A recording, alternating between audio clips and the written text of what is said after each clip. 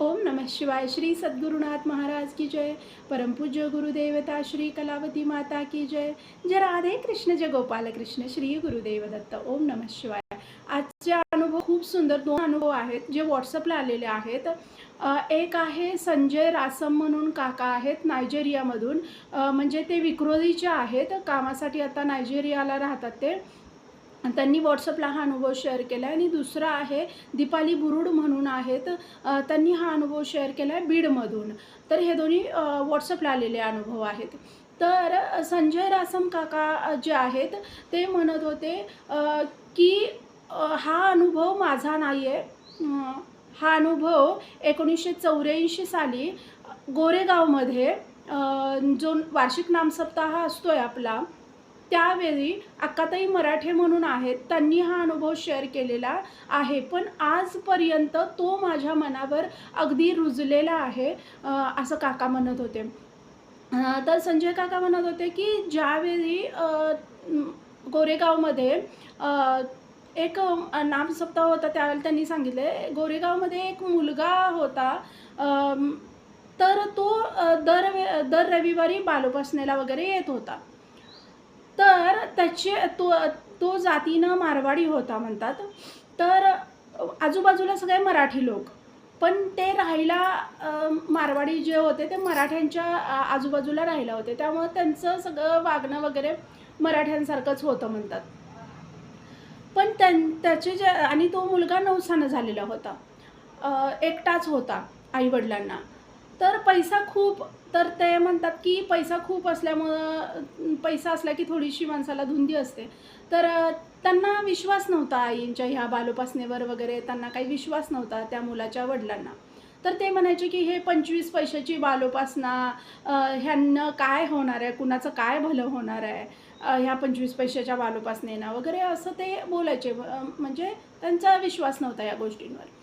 पण तो मुलगा यायचा बालोपासनेला वगैरे, दर रविवारी यायचा।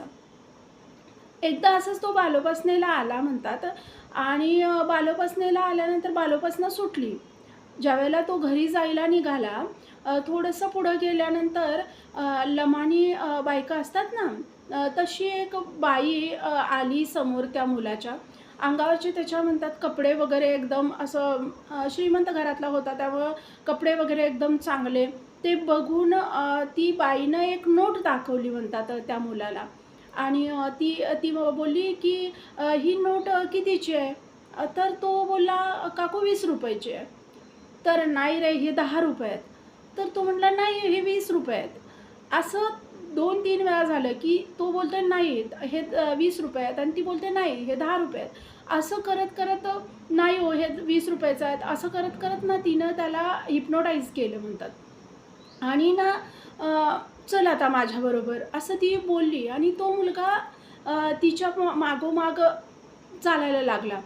त्याच्या खिसा जो होता शर्टाचा, त्याच्या डाव्या खिशामध्ये बालोपासना त्यानं ठेवलेली होती म्हणतात। आणि बालोपासना साधारण 8:30-9ला सुटते। तर त्या वेळेपासून तो मुलगा सलग त्या बाईच्या पाठीमागं चालत होता। ते जवळ-जवळ 3 ते 4 तासपर्यंत। त्या म्हणतात मालाड काहीतरी ब्रिजचं काहीतरी नाव घेतलं त्यांनी, मालाडच्या तिकडं। तर ते म्हणतात त्यावेळेला तिथं काही हे नव्हतं, म्हणजे ते ब्रिजचं नाव मला ना नीट ऐकू नाही आलं, त्या म्हणजे जे रेकॉर्डिंग होतं त्याचं, तर मला ते नीटसं ऐकू नाही आलं म्हणून मी सांगत नाही आहे। पण ते मालाडचं कुठलं तरी ब्रिज आहे ना, तर त्या साईडला ती बाई त्या मुलाला घेऊन गेली। 3-4 तास तो मुलगा तिच्या पाठीमागं चालत होता। आणि त्या सांगत होत्या की त्यावेळी म्हणजे 20-30 वर्षाच्या पूर्वी, 30-40 वर्षापूर्वी तिथं काही जास्त असं आता कशी रहदारी वगैरे झालेली आहे ना, तसं काही तिथं नव्हतं। तर ती बाई उन्हात चालत चालली आहे पुढं, आणि हा मुलगा तिच्या मागं चालत चालला आहे, असं 3-4 तास। आणि त्याच्यानंतर तो मुलगा एका ठिकाणी ठेच लागून पडला म्हणतात। आणि ठेच लागून पडल्यानंतर त्याचं जे संमोहन होतं ते थोडंसं उतरलं का काय झालं, पण ती बालोपासना हे झाली, खाली पडली। त्या खिशातून खाली पडली आणि वाऱ्यानं जे पानं आहेत ती पलटली आणि आईंचा फोटो वरती आला आणि त्याच्या कानात असा आवाज आल्यासारखं झाला, की "बाळा उठ आणि पळ." आणि त्यानं तसंच ती पालोपासनं ती पकडली, खिशात घातली आणि तो पळायला सुरुवात केली त्यानं. त्यानं पळायला सुरुवात केली आणि हे एक माणूस बराच वेळ बघत होता. स्कूटरवरून जाताना एक माणूस तिथं थांबलेला होता. तो बराच वेळ बघत होता, की ही बाई तर लमण्याची वाटते आणि तिच्या पाठोपाठ हा मुलगा, तो तर त्या दोघांमध्ये कुठंच काही साम्य नाही आहे आणि हा कितीतरी वेळ तिच्या पाठीमागच जातोय, हे तो माणूस तिथून बघत होता बराच वेळ. आणि ज्यावेळी त्याचं ते संमोहन जे असतं ते उतरलं आणि त्यावेळेला तो पळायला सुरुवात केली, त्यावेळेला त्या बाईनं परत त्याच्या पाठीमागं पळत गेली आणि त्याला तिनं पकडलं. तिला पकडलं आणि तोपर्यंत तो माणूस स्कूटरवरून तिथं आला. तो माणूस स्कूटरवरून आला आणि तो बोलला, "बाई हा मुलगा कोण आहे? मी बराच वेळ बघतोय. तुमचा हा कोण लागतोय? तुमच्यात आणि त्याच्यात तर कुठंच काही साम्य वाटत नाही किंवा कुठं काही म्हणजे कुठल्याच गोष्टींनी की तुम्ही दोघं म्हणजे आपण म्हणतो ना रिलेशनमध्ये आहे वगैरे किंवा काय रिलेटिव्हज कुठल्याच पद्धतीनं वाटत नाही आहे." आणि तर त्यांना वाटलं, की म्हणजे त्यांनी ऐकून होते ते काका, की जे गाडीवरून आलेले होते, की असं मुलं पळवायला लागलेत वगैरे आणि मग त्यांनी ज्यावेळेला विचारपूस करायला लागले, त्यावेळेला ती बाईनं त्या मुलाला सोडली आणि ती पळून गेली. आणि मग त्यांनी त्या मुलाला गाडीवर बसवलं, आपल्या घरी आणलं. तो इतका वेळ चालून भूक लागलेली होती, तर त्याला जेवायला वगैरे घातलं. ही सगळी जी असते ना, ही ही कृपा आईची. आपण म्हणतोय ना, एवढे वर्ष केलेली उपासना, त्याचं फळ आता मिळालं. एवढं वर्ष आम्ही हे केलं. तर हे जे असतंय ना, की मी हा अनुभव ज्यावेळेला मी ऐकत होते ना, तर त्यावेळेला मला माझं आठवलं, की ज्यावेळेला माझा ॲक्सिडेंट झालेला, म्हणजे मी माझं सांगायला लागले. ज्यावेळेला माझा ॲक्सिडेंट झालेला होता ना, त्यावेळेला मी अशीच पडलेले रस्त्यावरती आणि बालोपासनेचं पुस्तक बरोबर माझ्या मानेखाली होतं. तर ते मला आठवलं आणि त्या बालोपासनेनं कदाचित म्हणजे तो रिक्षावाला जो मला ठोकर दिलेला होता, तो पळून चाललेला होता. तर तिथंच बरोबर हे जे मी सांगायला लागले ना, का सांगायला लागले? का तर हे अनुभव ना आपली श्रद्धा आणखी जरा जास्त दृढ करतात. तर मला जो ठोकर दिलेला रिक्षावाला होता, तोही असाच पळून चाललेला होता. पण ना त्याच वेळेला आमच्या शेजारी म्हणजे मी राहते तिथं आईच्या घराच्या तिथं एक भेळवाला दादा होता. त्यानं मला ओळखलं आणि त्यानं म्हटलं, "काही नाही." आणि "तुम्ही कुठं चाललाय पळून?" म्हटलं, "आमच्या इथली मुलगी आहे ही." आणि मी बेशुद्धच होते त्यावेळेला. तर तो म्हणत होता, की सिव्हिलला वगैरे. "नाही, नाही," म्हटला, की "आमच्या इथली मुलगी आहे. तुम्ही चांगल्याच ह्याच्यामध्ये." आणि मग त्याला सगळा खर्च वगैरे द्यावा लागला आणि आईंच्या कृपेनं ते सगळं. पण ना बालपणापासून माझ्या इथं होती आणि थोडा वेळ जर म्हणजे मी राहिले असते तिथंच रस्त्यावरती वगैरे तर कदाचित आज मी अनुभव सांगू शकले नसते. म्हणजे ही जी कृपा आहे ना, तो अनुभव ऐकताना मला माझं आठवलं, की "तू उठ आणि पळ." हे जे सांगितलं ना, ते कुठंही संशय बुद्धी येत नाही, की बऱ्याच जणांना काही-काही वाटू शकते, की असं कसं हे पण ते होतंय. खूप दृढ होते श्रद्धा ह्या अनुभवांमधून. तर त्या मुलाला मग त्या काकांनी खायला वगैरे दिलं. जेवण वगैरे झालं. सगळं जेवण वगैरे मग त्याला विश्रांती करायला सांगितलं. ही सगळी जी आहे ना, आईंची कृपा, की प्रत्येक वेळेला देव किरीट कुंडलं घालून नाही येत. असं माणसांच्या रूपात येऊन तुमच्या सगळ्या अडचणींवर मात करत असतो. तर त्यांनी मग 4 वाजता वगैरे त्याला उठवलं. परत त्याला खायला वगैरे दिलं आणि मग त्याला विचारलं, "तुझं घर वगैरे कुठं आहे?" तोपर्यंत इकडं सगळीकडे आई-वडील शोधायला लागलेले. आई रडून घायाळ झालेली. का तर एकुलता एक मुलगा. आणि मग त्याला घरी त्यांनी 6च्या दरम्यान आणून सोडलं आणि असं-असं सगळं सांगितलं आणि त्या मुलानं ज्यावेळेला सांगितलं असेल, की हां, त्यांनी काही तसं सांगितलं नाही मला ह्याच्यामध्ये. पण त्यानं सांगितलं असेल ना, मला असं झालं, मला कुणी आ आ बालोपासनं पडल्यानंतर उठ आणि पळ असं सांगितलं वगैरे. ह्या सगळ्या गोष्टी सांगितल्या असणार त्यानं. तर त्याच्यानंतर त्याच्या वडिलांचं मतपरिवर्तन झालं आणि त्यांनी आईंच्या पुढं हात जोडले, आईंच्या पुढं मस्तक ठेवलं, की तुम्ही मला माझ्या मुलाला या सगळ्या मोठ्या संकटातून वाचवलं असं. तर हे हे जे म्हणजे आपण म्हणतोय ना म्हणजे जे नास्तिक असतील ना, तर त्यांनासुद्धा विचार करायला लावतात आई आणि त्यांनासुद्धा नतमस्तक व्हायला लावतात. अ, हे म्हणजे क्षणाक्षणाला असे अनुभव प्रत्येकाला येत असतात. तर हां, आणखी कालचा जो 250 नंबरचा अनुभव होता, तो सांगितल्यानंतर मला 5-6 कमेंट नाही सॉरी WhatsAppला मेसेजेस आलेले आहेत. आम्हाला ताई कधी असा अनुभव येणार? तुम्हाला सांगू अनुभव असे येण्यासाठी तेवढी श्रद्धासुद्धा आपली दृढ लागते.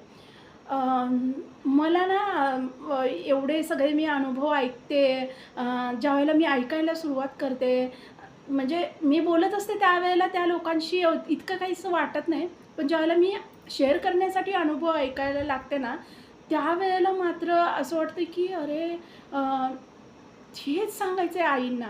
उपासना वाढवा, नामस्मरण वाढवा. नका इकडं-तिकडं बाकीच्या गोष्टींकडं नका लक्ष देऊ. उपासना वाढवा, नामस्मरण वाढवा, तुमची सेवा वाढवा. तुम्ही बाकीच्या सगळ्या गोष्टी माझ्यावर सोडा. हे सांगायचं आहे आईंना. तर ज्यांनी मला बऱ्याच जणांनी मेसेज केलेले आहेत. मी 1-2घांना रिप्लाय पण दिलाय. पण बाकी 4-5 जणांना काही रिप्लाय नाही दिलेला. तर हे अनुभव असे येण्यासाठी ना श्रद्धा खूप दृढ लागते.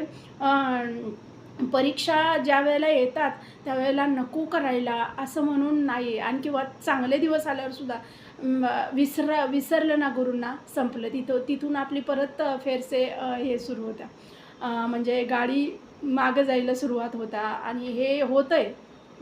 चांगल्या दिवसात सुद्धा माणसं कधी-कधी विसरतात किंवा वाईट आल्यावर सुद्धा वेळ जाऊ दे तिकडं, काय करून मिळालं असं म्हणून. तर तिथंच सगळं मग आपलं मागं फिरायला आपण सुरुवात होतं. तर दुसरा अनुभव सांगते मी. तर बीडच्या ताई आहेत दीपाली ताई म्हणून, त्यांनी हा अनुभव शेअर केला आहे.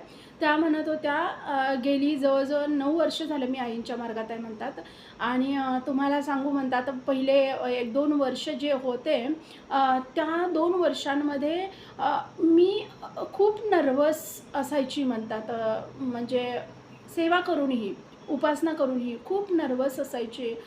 का तर मी एका इच्छेपोटी आलेले होते म्हणतात आईंच्या मार्गामध्ये. म्हणजे आधीही मला आईंचं माहिती होतं म्हणतात.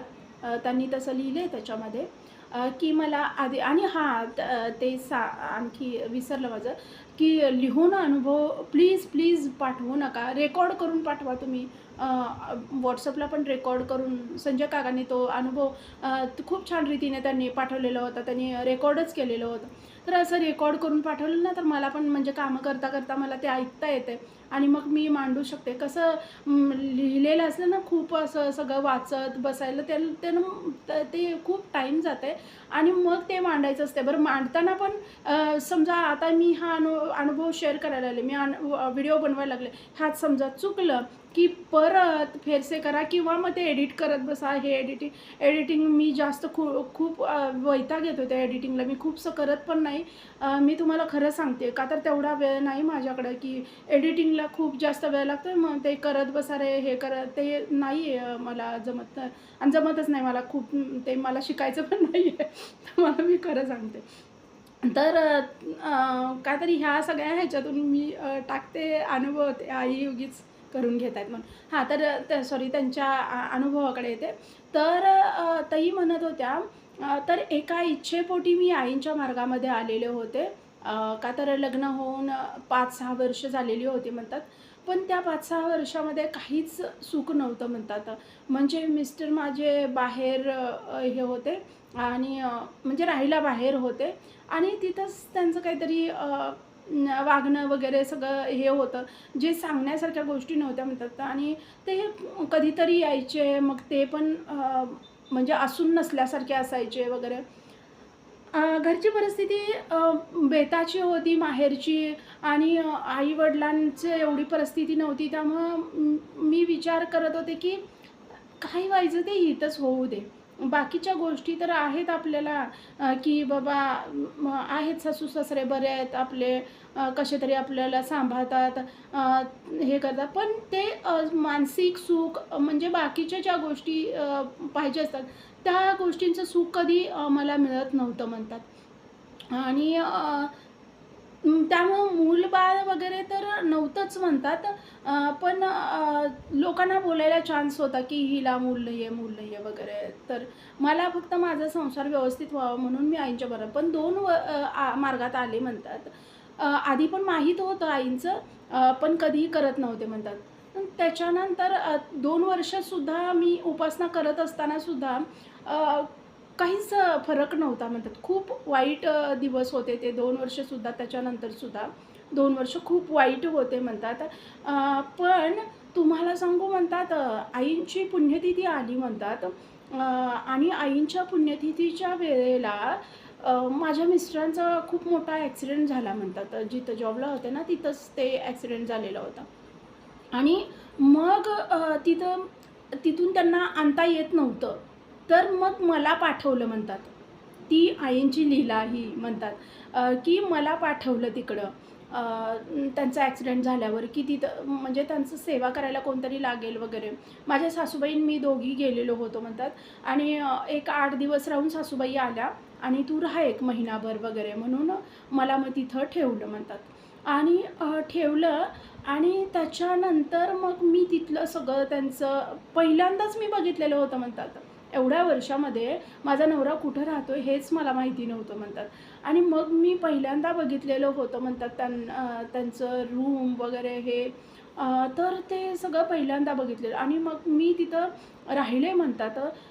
2 महिने वगैरे राहिले. मी उपासना तिथं करत होते म्हणला. आणि त्या काळात ज्यांनी मला उपासनेमध्ये आणलं म्हणतात, ज्या ताईंनी उपासनेमध्ये त्यांच्याशी माझं बोलणं पण झालेलं होतं म्हणलं. त्यांनी मला सांगितलेलं होतं, की तिथं गेल्यानंतर आता तू चालली आहेस ना, तर तिथं गेल्यानंतर आईंना हीच प्रार्थना कर, की मी परत नवऱ्यासोबतच यावं आणि मी नवऱ्यासोबतच राहावं. अशी आईंना प्रार्थना कर आणि खूप उपासना कर. जितकी होता होईल तेवढी उपासना कर. तर त्या म्हणतात. आणि मी तिथं गेल्यानंतर दुसरी कुठलीही उपासना जास्त केली नाही म्हणतात. मला बसून भजन करणं वगैरे काही हे होत नव्हतं म्हणतात. पण मी फक्त नामस्मरणाची उपासना खूप, खूप, खूप जास्त केलेली होती म्हणतात. म्हणजे आणि तुम्हाला सांगू, हाच खूप मोठा प्रताप आहे. नामाचा प्रताप ना खूप खूप मोठा आहे. मी प्रत्येक अनुभवांमधून हेच ऐकते आणि म्हणून मी हेच सांगते. का तर त्या म्हणल्या, मी त्यांना काही खायला बनवताना नामस्मरण करायची. त्यांना देताना, भांडी घासत सगळी कामं करताना मी नामस्मरण. का तर आमच्यात काही तेवढं हेच नव्हतं, मायाप्रेमच नव्हतं, बोलणंच नसायचं म्हणतात त्या. तर कुठनं काय हे असणार आहे, बोलणंच नसायचं आमचं. तर खूप मी नामस्मरण त्या काळात केलं म्हणतात. 2 महिने झाले, ते अगदी व्यवस्थित झाले. आणि मग त्यांनी सुरू केलं, "चला घरी सोडून येतो तुला" वगैरे. तर त्यावेळेला मी ठाम झाले होते म्हणतात. म्हणजे आईंनी कुठेतरी आत माझ्या आई होत्या म्हणतात. आणि मी बोलले, की "मी नाही येणार परत आता तिकडं. मी जाणार नाही तिकडं. मी इथंच राहणार आहे." आणि तर ते हादरले म्हणतात मग. "नाही, नाही, इथं काय राहायचं-बिहायचं नाही आणि काय मला खर्च झेपायला काय खर्च? मी काय करते एवढं? म्हणजे मी काय एवढे 2 महिन्यामध्ये मी काय खर्च केला एवढा? आणि तिकडं तर म्हणजे तुम्हाला द्यावेच लागतात ना पैसे वगैरे कधीतरी. तर मला काही नको आहे, खरं मी इथं राहणार आहे.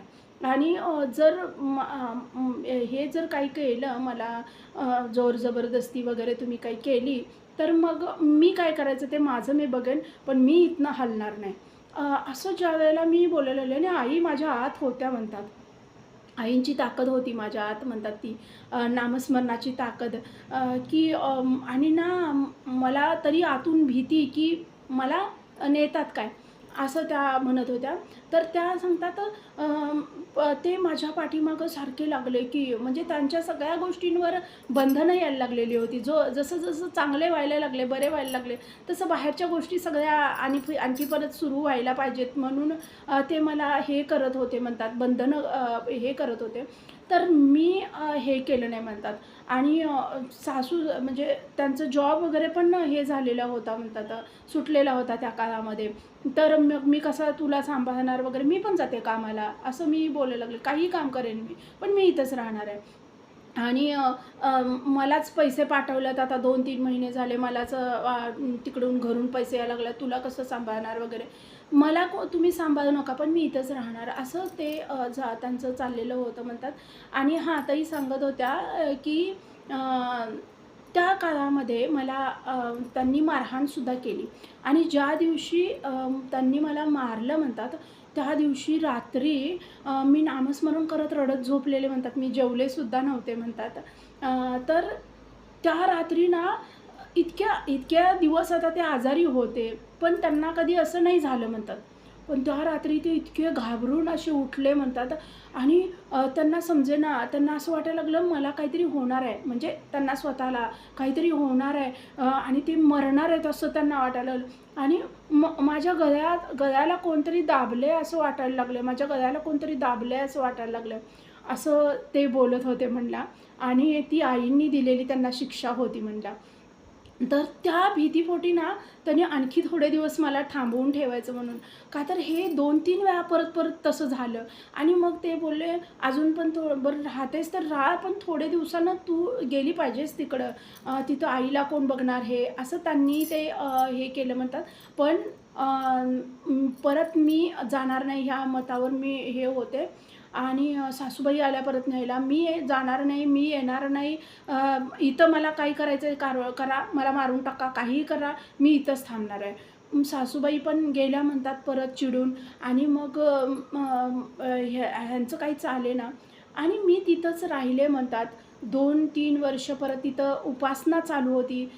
1 वर्षभरात थोडं-थोडं आमच्या नात्यामध्ये हे व्हायला सुरुवात झाली म्हणतात. खूपसं नाही, पण 1 वर्षात मला खूपसे बदल जाणवायला लागले. मग मला जे काही पाहिजे ते आणून देणं. मग त्याच्यानंतर 1-2 वेळा ते बोलले, की आपण तिकडं जाऊया. पण मी गेले नाही म्हणतात. वर्ष झालं तरी मी परत तिकडं गेले पण नाही. माझ्या माहेरी पण गेले नाही, कुठंच गेले नाही म्हणतात. आणि मग आईनी माझं तिथं हे बसवलं म्हणतात. आज माझं स्वतःचं घर आहे, माझा प्रपंच आहे म्हणतात. मुलगा झालेला आहे. सगळं आईंनी, हे सगळं आईंच्या कृपेवर. नाहीतर माझा प्रपंच पण होण्यासारखं काही नव्हतं म्हणतात. काही नव्हतं माझ्या प्रपंचात. म्हणजे कुठलीच गोष्ट नव्हती. फक्त ह्या घरातनं ह्या घरात आले. तिथं म्हणजे आई-वडिलांना तेवढी परिस्थिती नव्हती, पण मी इथं आले आणि इथं फक्त भाकरीसाठी मी राहिले, त्यांची कामं करायला. एवढाच बदल काय ते होतं. नाहीतर माझ्या संसारात काही नव्हते. पण आईंनी माझा तो संसार बसवला. आज सगळं आहे म्हणतात. घर झालेलं आहे स्वतःचं म्हणतात. भले ते छोटं आहे अजून म्हणतात, पण झालंय स्वतःचं घर म्हणतात. आणि प्रपंच माझा अगदी नेटका चालू आहे म्हणतात. आईंच्या कृपेवर हे सगळ्या गोष्टी झाल्या असं ताई म्हणत होत्या. तर असे छान छान अनुभव सगळ्यांनी येऊ देत. व्हिडिओ आवडला तर like, share and subscribe. Shri Sadgurunath Maharaj की जय. परमपूज्य गुरुदेवता श्री कलावती माता की जय. जय राधे कृष्ण, जय गोपाल कृष्ण. श्री गुरुदेव दत्त. ओम नमः शिवाय.